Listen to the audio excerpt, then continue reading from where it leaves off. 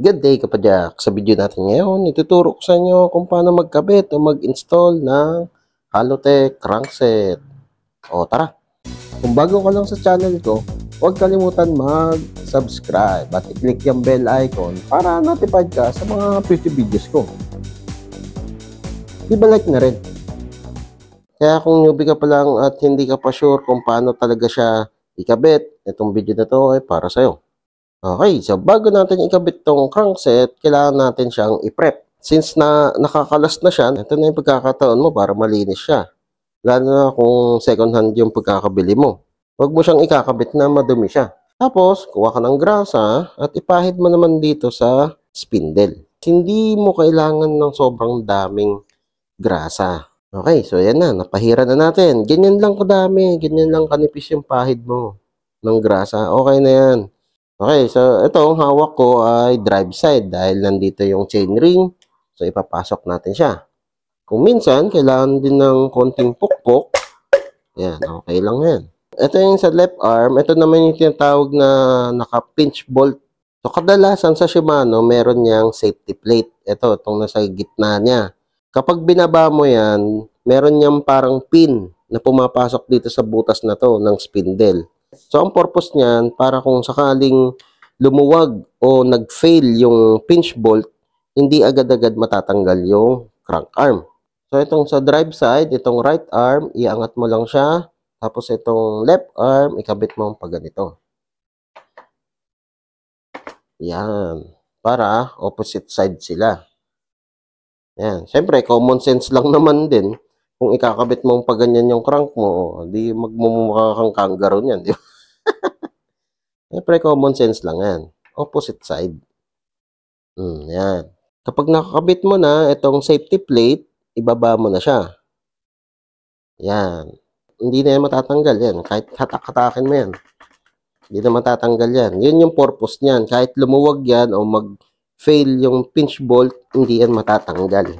Kahit matanggal pa yung crank bolt. Tapos, dito sa crank bolt natin, lagyan natin ng konting grasa, pang protection lang, saka para pang anti-seize. Hindi siya mag-stack up pag tumagal na. Kapag bumili kayo ng brand new na crankset, bilan nyo agad ng aluminum na crank bolt. Kasi itong plastic, kapag tumagal na, rumurupok, nababasag. So, nahihirapan ka rin. Dahan-dahan lang, make sure na pantay yung thread, tapos kamayin nyo muna. So, ang higpit nito guys, kanan, clockwise. So, ang gawin lang natin, sisikipan lang natin to ng sakto lang. Pag naramdaman mo ng parang sumikip na, okay, so testing natin. May konting alog siya. Yan, merong play. So, kulang pa ng higpit. Alright. Wala nang play yung crankset. Yun lang yun. Matanggal lang yung play, okay na. Ano? Pusang gumagalaw. Ayan. So, dapat ganyan ka-smooth. So, sobrang free spinning yung bearing. So, dapat ganyan kaluwag yung bearing. Ayan o. Ayan mo yan o. Ganda ng ikot o. Diba? Yan. Pag pinadyak mo yan, kala mo wala kang pinapadyak. At lambot sobra. So, yun lang yun. Hindi ito yung nagpapasikip. Hindi yan yung naglalak. Ito yung naglalak, yung pinch bolt. So, itong pinch bolt, lagi yan 5mm Allen key. So, sikipan natin. So, sikip muna. Yan. Pag masikip na itong kabila, ito namang sa kabila. Alternate yan. Huwag mong ito-torque agad yung isa. Basta sumikip. Ayan, sumikip na. Balik ka ulit dito sa kabila. Yan. So, higpitan mo ulit. Tapos, balik ka ulit dito sa kabila. Higpitan mo ulit. Yan. Every time na higpitan mo yan, yung kabila, lumuluwag ng konti. Yan. Tapos, dito sa kabila. Yan, alternate lang. So, pakiramdaman mo lang, dahan-dahan lang. Huwag mo mamadaliin. Yun. Okay, so ayan na, nararamdaman ko na yung tension niya. Sumisikip na talaga ng todo. Okay, ayan.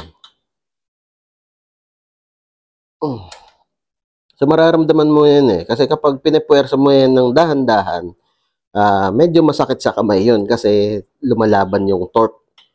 So yun, doon mo malalaman yung torque. Kahit hindi accurate yung number ng torque, alam mo na todo na siya. Kasi dahan-dahan mo lang siyang tinotorque. Ito na, hindi na gumagalaw yung bolt. Okay na to, hindi na gumagalaw. Nasikipan na natin tong pinch bolt, di ba? So balik ulit tayo dito sa crank bolt. Tapos bigyan lang natin siya ng konting-konting torque. Ayan, so ayaw na niya, hindi na gumagalaw. So ibig sabihin okay na yan, solved na yan. Goods na. So pag hindi gumagalaw, huwag nyo nang pilitin. Pero kapag may konting galaw yan, sige, dahan-dahan lang. Tapos testingin mo lang. Okay, so yun guys ang pag-install ng Halotech crankset. So kung nagustuhan mo tong video na to, leave a like, o kung may katanungan ka pa, o kung may gusto kang idagdag, comment down below lang. Umiikot pa rin. Okay, so yun lang. Ayos! Wee! Ay! Wee! O kapadyak, kung na-enjoy mo tong mga video ko, leave a like at i-share mo na rin sa mga tropa pips mo. Makakatulong ito sa channel. Kung gusto mo pa manood ng ibang video, ito, meron pa tayo. Hindi tayo nauubusan. Ayan, katulad nito, saka ito. Oh, nood ka na.